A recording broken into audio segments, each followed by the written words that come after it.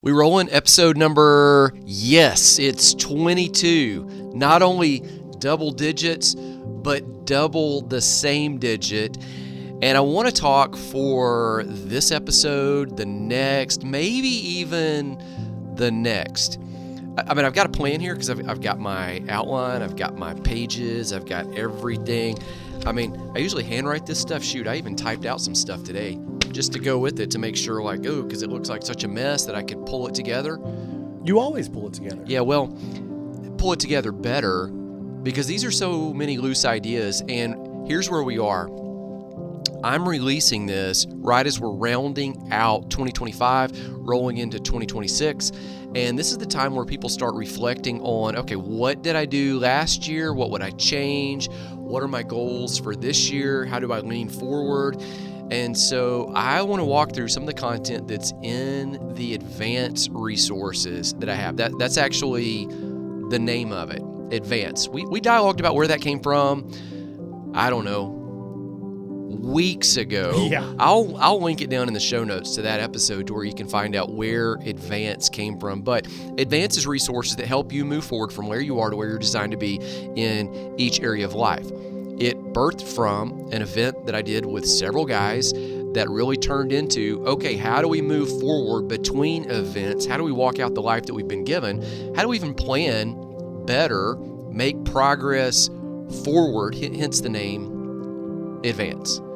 So if you look down in the show notes, there are a couple things down there. There's a free download for the planner that I use every single day. There is a link down to the actual hardback planner that you can buy.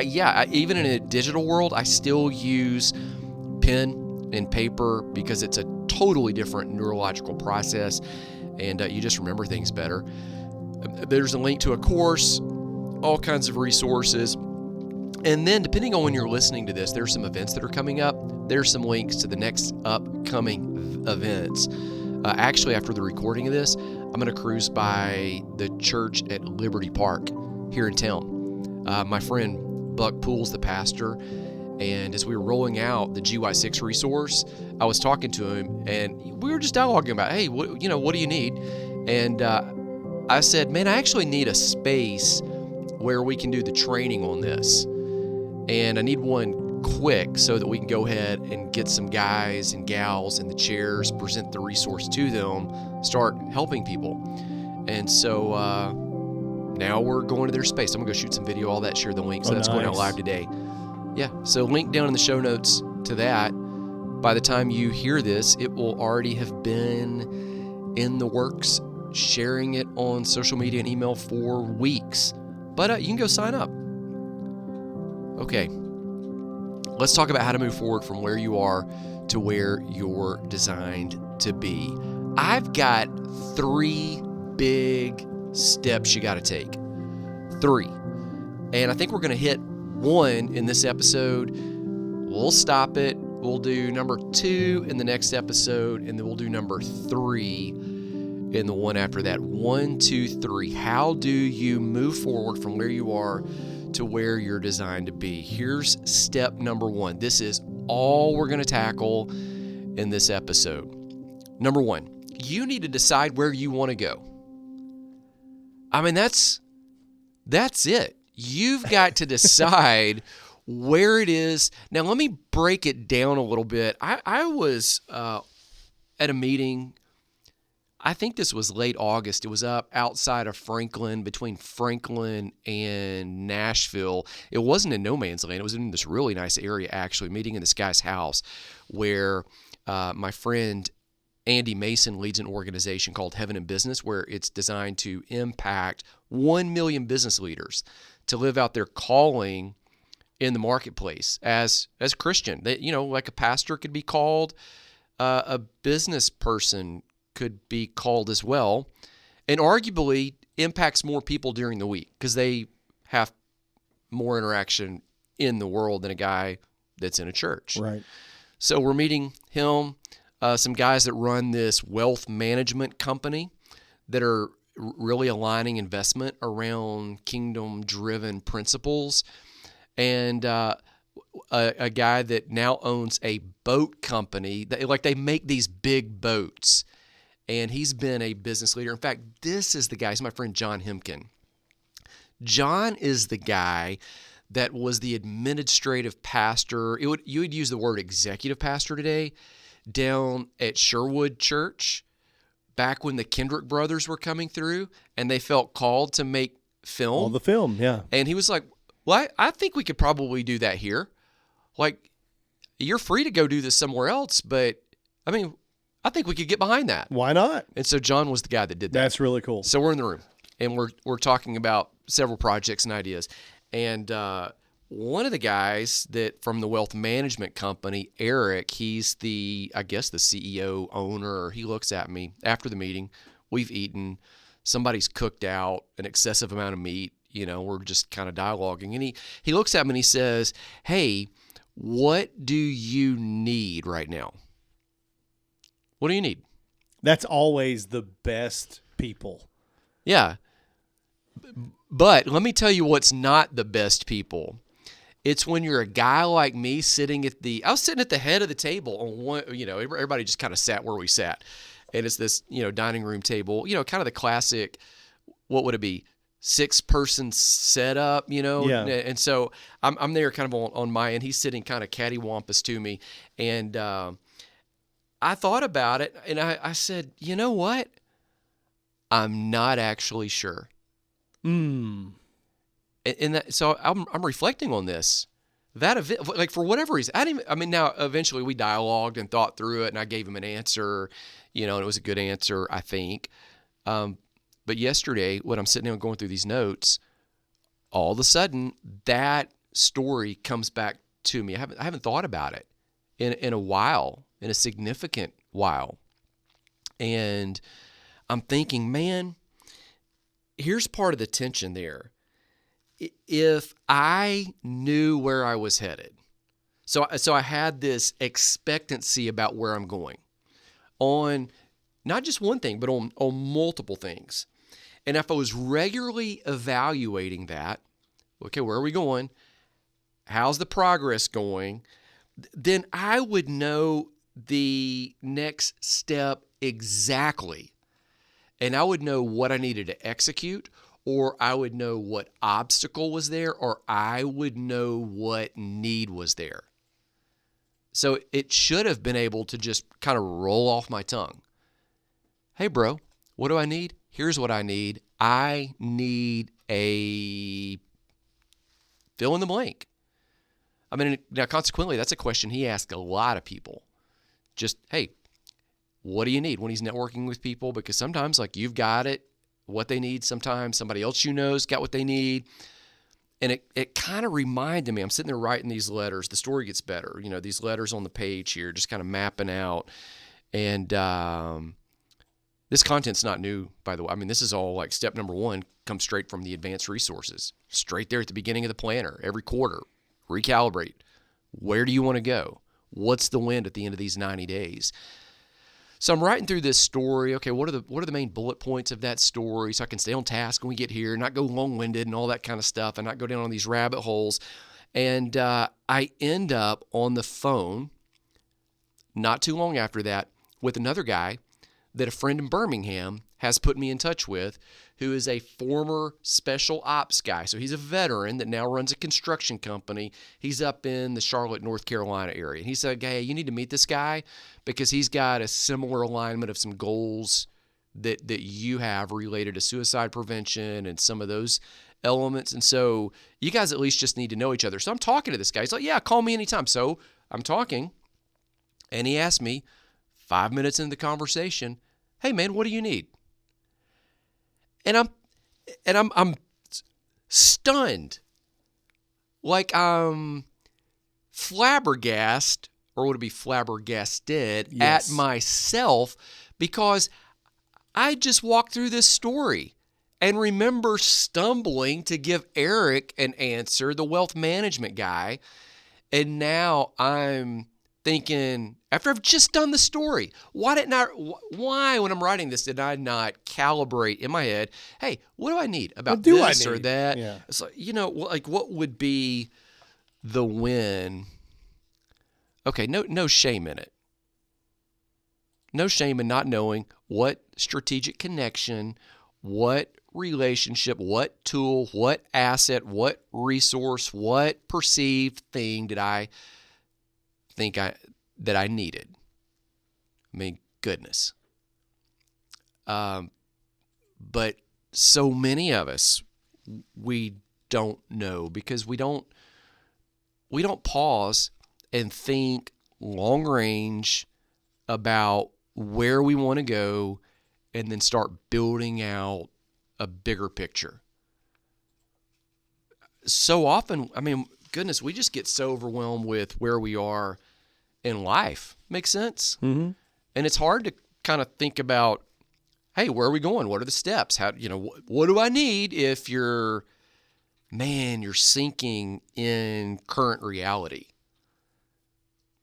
So I started processing through that. I thought, man, a lot of us have not been taught to dream bigger. A lot of us have actually been, I know you guys have a video stream thing you guys do here. Mm-hmm. The games y'all play are insane. I would never, I don't play video games. And the reason I don't is because I think the video games now are awful. I grew up playing, Mike Tyson Punch-Out. Right. And I grew up playing Tecmo Bowl, man. Did you play Tecmo Bowl? I probably with Bo Jackson? No. Football. Mine was like down below that. It was like the old Atari one, where it's like little block guys. Like they're not even 16-bit. They're probably like 8-bit, maybe even 4. 8 was probably the least. I don't know. Yeah. Frogger. I really liked Frogger, and I liked, Miss Pac-Man, and we had all these games that you never really won them until Super Mario Brothers. They just went on forever until you died. You just ran out of life. Yeah, pretty much. They were like real life, which is why my generation is so tough, and the generation raised on all these other video games, not so tough. You don't win. You just keep going until you die. That's it. That's true. So one of the games that I really loved was Pole Position. Oh gosh, that was such a good game. Yeah, I'd play it all the time. Anytime we go to an arcade, I'm gonna play Pole Position. Yeah. Yeah, and in Pole Position, you're kind of in that car, and it's just coming at you, like the road's just coming, and you're just kind of navigating. And I think a lot of times we kind of get into life like that. It's just coming at you, until eventually, sometimes on Pole Position, you got more time, but Checkpoint. Eventually you're gonna die. You just run out of time. Boom. And man, that sounded kind of negative. But it's also reality. It's a lot of times. reality, yeah. And so, we don't hit the pause or just slow down and slow roll it often enough to think, man, am I on the right road? Or to some degree, I'm in control of this road. Not completely, but where do I want this road to go? And then I think it's compounded by this. Again, we're just talking about step number 1, decide where you want to go out of 3 steps. It's compounded by the reality that we've got multiple areas of life, and all of those areas actually matter. So you think about, you got this area of family, you've got this area of finance, you got your faith life, you've got this area of friendships and relationships and, deep connections. I'm not talking about surface level, I got to go see what my Facebook friends are doing. Not minimizing that there's some great connection that can happen because of social media. I bumped into an old friend from high school and he knew what I looked like and I knew what he looked like, and we looked nothing like what we looked like in high school, but I bumped into him at a wedding that was in Gatlinburg area, Tennessee this past weekend, and we knew who each other were, and we were able to talk a little bit, in large part because of social media, right? But you got these friendships, you've got this area of fitness and health, you've got this area of kind of, your factory, what you create, what you do, what's your job, what do you make? I mean, that's what did I list off? Like 6 areas. And so often we forget that all of these areas are interconnected, and all of these areas, every single one, impacts every other area just like spokes on a bicycle. True story. When I was in 4th grade, I found old bicycle parts. And I decided I'm going to build a bike that I wanted from scratch. So I got the frame, sanded it down. I would acquire random parts from other places where people would give us. I was the pastor's kid, so a lot of people gave us stuff as their kids aged up. Hey, do you want these toys or do you want this thing? So I ended up with all kinds of just bike stuff and tires and seats and spray painted the bike. Put it all together. It just kind of learning how to use tools. We lived next door to a motorcycle cop, and so my dad knew nothing about tools, and so I'd walk over there and knock on the door. We called him Barney. I'd ask Barney. He was an officer, but he insisted. Call me Barney. He had a daughter my sister's age. Much younger than me, like 8 years down. So they played together, and so he would take me around to his tools. He had this big red. It's Craftsman brand. Oh yeah. I mean, tool chest that was like the size of a dresser. And he would just say, "Oh yeah, you're doing that. Okay, you need this tool. Here's how it works. Let me explain it. Okay, go get it, and go. And then when you use it, just come back here and just set it back on the counter. Don't try to go into the drawer. Just set. I mean, he let me use his tools over and over and over. And so eventually, I made that bike. It worked. And so we just kept tinkering and doing our own stuff. I mean, this was the era when kids in 5th grade, I remember my granddaddy for Christmas gave me a power saw. Yeah, like an electric, legit jigsaw. And you wouldn't do that with kids today. No. We would go out and work on power tools, and we'd build skateboard ramps, and, we would go to construction sites and ask for extra lumber and all of this. Well, I remember working on a bicycle. I got a new bike for Christmas one year shortly after that. Still had the old one. I mean, we had multiple bikes. And I decided, I keep tinkering with it. Like, hey, I'm going to add a front brake, like hand brakes to it. Oh, hey, I'm going to add this. I'm going to add these pegs where we can do tricks. I'm going to take them off. I mean, we were always with skateboards changing out the wheels, because hard wheels go better in certain spaces and soft wheels go better in other places. I mean, like we were always forever swapping out stuff. Well, one day I had nothing left to do. And so I'm looking at the bike and I'm thinking, I've never tightened the spokes. I saw somebody doing that one time in the bike shop. That looks like a thing I'll tackle. And so I started tightening the spokes on a bicycle. I'm just kind of going around tightening them all. Some of the little things felt like, the little, it'd be like kind of like a little nut. They felt kind of loose, but weren't excessively loose. It was just like, started tightening them. Got my wrench out, tightened. And before long, I look at the tire, and you know what happens when you tighten the spokes on a bicycle if you don't know what you're doing? Well, you're going to break the spoke. No. Well, if you do know what you're doing, here's what happens. The wheel gets straight. I mean, the actual word for that is true. True. It gets true. If you don't know what you're doing, as I did not know what I'm doing, that wheel just gets all wonky and warped. And so, I'm looking at it, I'm mortified. Like, I've been able to do every other thing mechanically that I've tried. Built the skateboard ramp, built the skateboard, got plywood, cut a new skateboard, changed the wheels in and out, built the bike from scratch, all of this. And then all of a sudden you get a new bike and you've had it about 6 months. You start getting, you've changed the brakes, you've done this thing, done that thing. And then you get all wonky with the wheel. And I mean, it is like clamshelled. It's not just one dent. I mean, it's like in and out, in and out. I mean, it's all just wavy. And I'm like, golly. Tried to fix it. It got worse. Eventually, show my dad. It's like, well, we'll just take it to the bike shop. They'll know what to do. And they did. They got the bike shop. He fixed it for me. It took very little time. He charged me like $1 or $2. I mean, he was. That's not bad. Yeah. No, it was like he just, it was just basically ran the transaction, brought me around and showed me, hey, when you adjust one spoke here, you got to adjust this other one, and you got to, because they're all interconnected and they all impact each other, and it's easy to do what you did. And so after that, I just figured, man, it'd be easier just to get them to do it if that ever happened. It's a dollar. I mean, come on. Yeah, but now think about it in life. If you're trying to make forward momentum, I guess we're using the pole position metaphor. I tend to change metaphors a lot. But if you're moving forward and you've got all these areas of life, you've got family, you've got friendships, you've got faith, fitness, you've got finance, you've got the factory, they're all connected. And if one of those spokes gets really strong, I mean, and the others are weak, it could just warp it and you stop making progress. Or if one of them gets really weak and it warps it, you stop making progress. Every area of life impacts the other. So you think about what's going on in your family.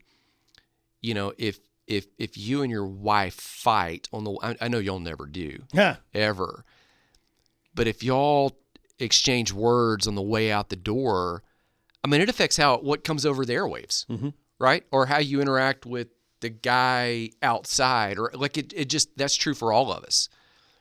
If your finances are tight, I mean, that impacts your friendships and relationships in some way. I mean, you're just living strained and stressed, and if your fitness, this is actually fact. It sounds odd, but physically, when you're in better shape, it actually impacts you spiritually. Isn't that weird? And it impacts you emotionally. It's like all these areas are so interconnected. What's going on in your faith? Goodness, that overflows to your family. That overflows to your work. That overflows to your friendships. That overflows to all. It's all interconnected. We know this. But so often what occurs is we start deciding where we want to go, and we make dreams and goals. People are going to do this right now at the new year. We make a goal in one area in isolation from all the other areas. We decide where we want to go in fitness. That's going to be the big one right now. And I think that the reason people decide where they want to go and then they don't get there is because they forget that these goals in any area are impacting all the other areas. And if the wheel won't roll and sustain, eventually one of them just taps out. That makes sense? Mm-hmm. So, you go to the gym. I think the average person quits in about, there's a statistic. I don't know exactly what it is, but it's about 30 days. I mean, when I used to go to the gym, I knew January the 1st or 2nd or whenever the gym opened up, it was going to be packed. No problem. I'll just ride it out. February, I've got the gym free again. And what happened? It's not that it's bad people. It's not that these people are incapable or incompetent of achieving anything. I mean, for goodness sake, all these people have families. They have jobs. They have a car that they drove to get themselves there. Oh, they knew how to get there. Back in the days before even MapQuest. When I was growing up and I was in college, we were like ancient land pirates. You could just tell us where to go. We would find our way there. But then they couldn't do this goal and you tap out. And I think it comes down to the fact you just made it in isolation from everything else. And eventually you couldn't let the spoke of family be on the sideline anymore. Or you couldn't just focus on your fitness. You had to grab up, work increased, and it all started interact. Or the kids got back in school, and then the kids' schedule got back with the games. I mean, what are you going to do? You can't go to the gym late at night. You got to go early in the morning. Well, you got to get them up and get them to school bus. You got to do all this other stuff. At some point, it all just intersects. Another example of that, I remember when I was in my probably mid-20s, mid towards late, that was when I started riding. I remember going to bed one night. I stayed up. So my wife went to bed, and I decided I'm going to stay up and write. So I did, probably hopped up on Mountain Dew, and I finally go to bed, and she rolls over, and she kind of exclaims, "What? It's 2 a.m." And it never dawned on me that what I'm doing in all this, she had no idea because she'd been asleep. But then yet what I'm doing in other areas are impacting this area. Or you think about all the stuff that we do. I was building a home-based business years ago. Talked a little bit about that on here. And there were people that would build it for a while, and then it would just, y'all have probably seen this in some of the industries you've been in. They just frazzle. Mm-hmm. And what it is, they lose the support of the other spouse, but it's because, man, it's hard, right? And you can't make these goals in isolation. So when you decide where you want to go, it's almost like you got to decide where you want to go in this area, and it's got to include margin for all the other areas. So it's almost better if you decide where you want to go in all the areas at the same time. Does that make sense? Mm-hmm. The word, I think, would be alignment. You ever had a car out of alignment? Oh, yeah. And it starts just kind of drifting. You're in the car, you start drifting. Hopefully you're not drifting into oncoming traffic. You don't need extra effort so much or increased motivation if you're out of alignment. If family's out of alignment from fitness, is out of alignment from faith, is out of alignment from finance, is out of alignment from, you just go down the list of all the things you've got, and you're not deciding where you want to go in each of these areas and holding an intention, it just doesn't get you forward progress. Now, I'm certainly not saying that you should play small. I'm not saying you should diminish what those dreams are. I am saying you should pull multiple areas together. It all impacts each other. I've talked about losing weight, on this podcast years ago. It was like, 50 pounds heavier. I look back in the rearview mirror of where did I gain that much weight? Because it wasn't like I one day showed up, looked at the mirror, jumped on the scale, and I'm like, man, I'm 5 pounds heavier. I'm 10 pounds heavier. I'm 50 pounds heavier. Whatever. I look back, and what I realize is by leaning so much into work at an unhealthy pace, I had gained 1/4 pound a month for over a decade. It was virtually imperceptible in the moment, but it was just, man, I was out of alignment. And so I'm focusing on work to the exclusion of this area, and eventually this area kicks back. And it kind of happened, it can happen slow by a drift. It can also happen slow with intentionality. Most of it intentionally does take slow progress over time. Here's the wrap up, I think, on step number 1. Psalm 37:4 says, delight yourself in the Lord. He'll give you the desires of your heart. He'll grant you the dreams that are there, that He places there. And I think it's so important to look and see what has He placed inside of you. What is it that He's foreordained for you? You can't tap into that from the social media scroll. You can't get that from just reading a book. You can't get that from just bouncing ideas. Although doing all of that can be helpful to let you see what's possible and to encourage you and to spur you on, and you can learn from other people. And in large part, we see what's possible by a healthy comparison. By realizing, oh my goodness, there are obviously people who know how to do podcasts. I don't have to figure this out from scratch. There are also people who know how to renovate houses. I don't have to learn this on my own. There are people who know somebody's figured out how to write a book. I can go learn this from somebody's figured out how to lose weight. I could do that. Hey, there are guys who've learned how to build and lead their families extremely well. I don't have to learn that on my own. But at the same time, your dreams have to be built out of revelation that God grants to you, not just comparison and maybe a false sense of motivation that you got somewhere else. But when we do that, and when we lean in and look at the grace that saves me, Ephesians 2:8-10, grace saves you. It's not works, nothing you do.